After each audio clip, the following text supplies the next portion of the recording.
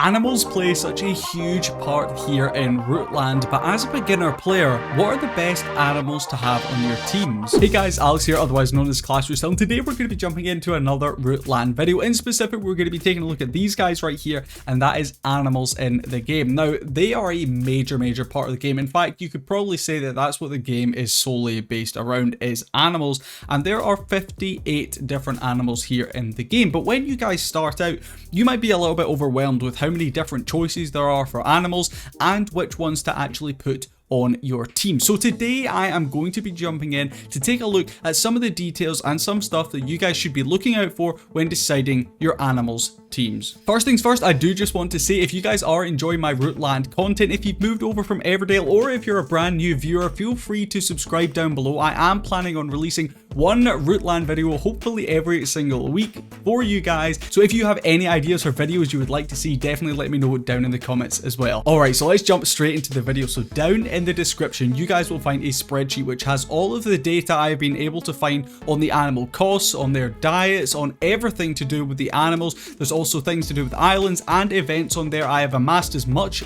Rootland information as I can, so if that's something that interests you, you can definitely jump to the description and find out all of that information for yourself. But let's dive straight into the animals. So early game, you're going to unlock these two rabbits right here, pretty much right from the start. Now these two rabbits, they're actually not too bad, because both of these rabbits, you'll see, they actually give these things called rings. So rings are basically what you are able to see right here. This is my fisherman, and you'll see he only has one ring. So wherever I use this ring is where he's going to be set for fishing. So once I let him go, that is his one ring. But that is because I don't have anyone on his team that is going to add anything additional. But you'll see these first two rabbits are both going to give one more ring, which means your villager, if you are able to assign them to the villager's team, will have two rings, which I think is really beneficial. As we move through some of the different animals, you guys will see they do have different things on them. This one, for example, is the size of the ring. So this won't increase the amount of rings you have.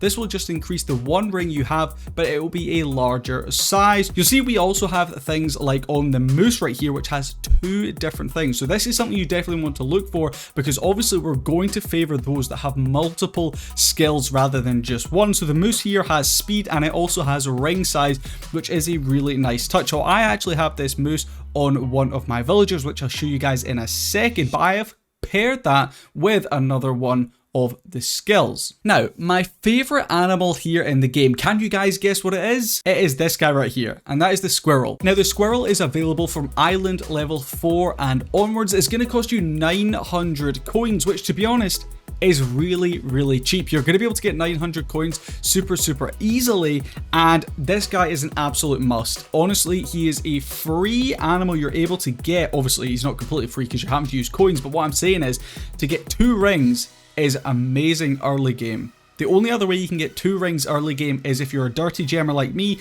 and you go ahead and you buy some of the animals that cost gems. But this guy right here, you only need to spend coins on. So 100%, this is one of the animals I would recommend getting. So you'll see I have Angus right here, and he has got 2 slots for animals on his team because I've upgraded him to level 3. And what I've actually done here is I've got the red squirrel on to give those 2 additional rings. And even though we've got the -5 ring size on him, I've then gone ahead and added the moose onto the team. So we've got the +7 ring size, ending up in a +2 ring size, and we've also got the boost of that 3 speed from the moose. So this is the current animal pairing that I am absolutely favoring. It's absolutely awesome. I have it on him because I'm finding I'm needing a lot of mushrooms at the moment. That's kind of the main thing I'm needing to gather, and of course I want to be able to get as many of them as quickly as I possibly can. So this team right here that I've got for my animals is probably the one I favor the most, and the one I would most highly recommend early game, because it's going to make your life so much easier to gather multiple resources all at once, and you're going to be able to do them nice and quickly. So if you do want to spend some gems like me, you can go ahead and you can buy the Angora Goat just like I did. That is going to set you back 500 gems though. But this goat is going to give you another animal with 2 additional rings. We're also going to get 4 speed on top of that. So this honestly was a no-brainer for me. Early game, I knew I needed those additional rings. This was one of the only animals that actually gave me that early game. So I went ahead, I bit the bullet, and I spent 500 gems to get this Goat, and this is currently sitting on this villager right here. You'll see I have it on Molly. I'm hoping to save up and upgrade her so I can get another animal on that team, because she will unlock another one there at level 4. As for animals, I would only recommend really getting the ones early game that you desperately need. Of course, you do need to have 9 animals unlocked to get up to island level 5, so once you get up there, you're going to need 9 animals, and then you're going to need 16 animals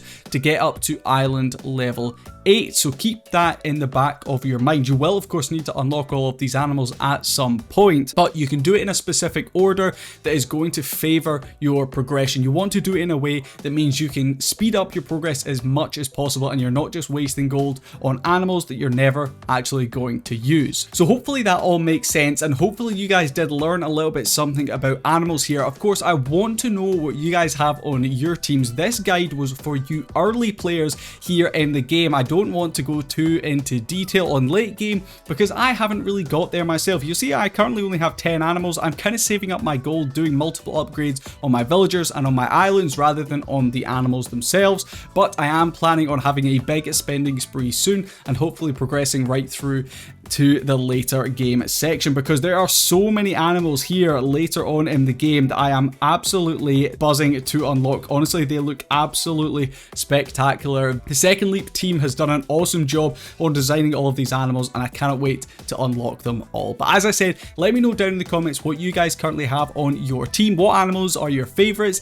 And while you're down there, make sure you leave a like on the video as well. Remember, also let me know if you have any certain video ideas in mind. Feel free as well to join the Rootland Discord server. It is a community run Discord server, but the guys over there, absolutely awesome. There will be a link for that down in the description below, so make sure you guys join there.